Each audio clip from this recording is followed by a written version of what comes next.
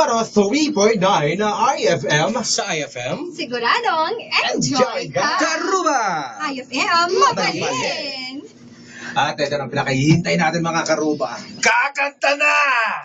Ganda na! Yeah! Ano ba kakantayin natin ngayon? Aba, Para ba lahat tayo ay pare-pareho, magkakasama lagi. Ganun. Oo, tama. At saka syempre, ito yung mga kailangan natin talaga, di ba? Minsan prayers kapag mga ganitong mga panahon. Na may bagyo. Tama. Maaring bagyo man na dulot ng panahon o bagyo sa buhay. Tama. O bagyo ng laway. Pag madaldal ka. Kausap mo, di ba? Tapos biglang inuulang ka, pero mataas ang sikat ng araw. Tama. Amoy-amoy. Ligo-ligo pang may time. At naku, ito ang song na tayo entitled One of Us by John Osborne. John Osborne. Di ba? Ito naman start na ba?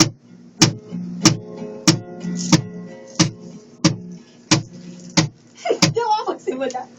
If God had a name, what would it be? And would you call it to His face? Your face with every morning His glory.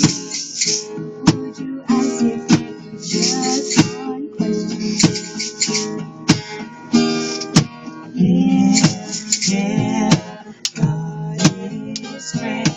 Yeah, God is good. Yeah. What if God was one of us? Just as love like one of us.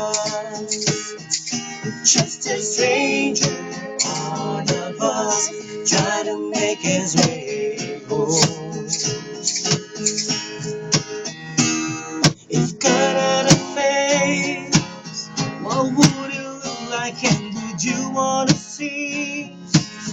If seeing meant that you would have to believe in things like heaven and in Jesus and the saints and all the prophets. Yeah, God is great. Yeah, God is good. Yeah. What if God was one of us? Just as love like one of us. Just a stranger who all of us try to make his way home.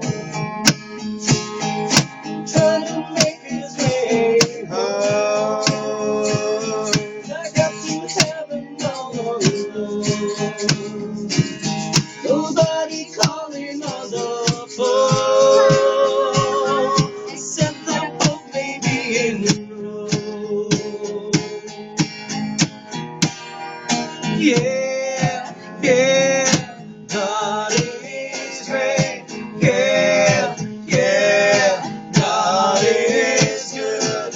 Yeah. What if God was one of us? Just as love like one of us. Just a stranger, all of us try to make his way home. Try to make his way home. Like a holy rolling stone. Back up to heaven all alone. Try to make his way home. Nobody calling on the phone, except for the Pope maybe in Rome. Ha! Galing ang kinarira. Yes! We nailed it! We hammered it. We chiseled it. Yes! Pinukpok ko. Yan mga karuba, kung medyo nabitin kayo, abangan niyo yan na next week. Tama! Saan tayo pupunta? Sa barangay. Diyan lang. Barangay! Hindi natin sasabihin. Hindi namin sasabihin kung saan. Basta pag malapit na, saka namin sasabihin. Alright. Nye. At abangan nyo yung mga freeload nyo dahil iloload yan ng ating sponsors yan. Yes! Ah, Maraming diba? salamat once again sa Mobile 8 Cellphone and Gadget Repair Shop. At syempre kay Mommy G para sa aming lunch for today. And of course, syempre maraming salamat din sa Trinity Communication Center sa pinamigay nating cellphone kanina. Oo, nanalo dyan ay si, si Joy Kasipit. Kasipit. Ayan, ng Pangasinan. Yeah. Talaga, nanalo ah. Nanalo talaga. Tama. Uy, meron pa lang magkakaroon ng pagbabago. Oo, may mapag- Sa Lunes. Ano meron? Dahil alas 6 hanggang alas 9 ng bigat, Mhm. ay si Totoy Bugimana.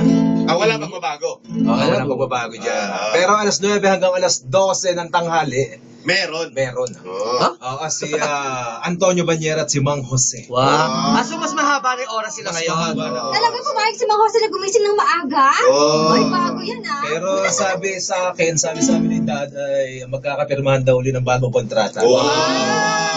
Mas Mas mahal. Mas mahal na yung ano nyo. Mas ngayon. mahal na.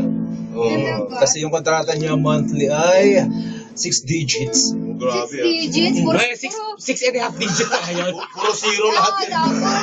Ay, na, 6 digits eh. Puro 0000010. Parang number na ticket na gina.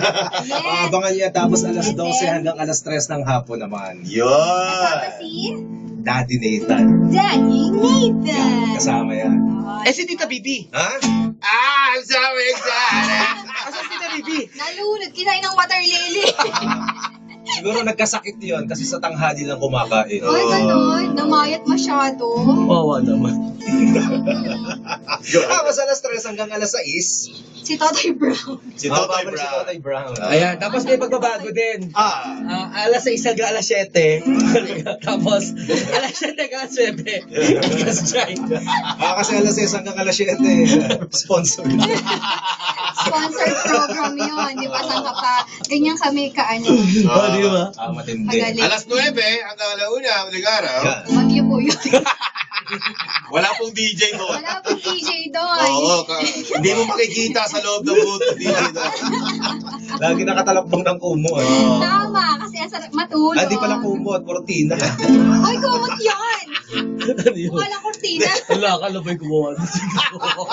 And alas 7 ng gabi hanggang alauna ng madaling araw, dear IFA. Hindi makikita yung DJ kasi kasing slim niya yung microphone stand. Talaga naman para walking stick. Tama, sa first, ewan ko ba? Buti na lang hindi ako tumataba. So yun na yun! Yang! Yes! I'm so excited! Woo! And I just can't hide it. I want you. Mga karuba, maraming salamat. Alas 12. 51 na.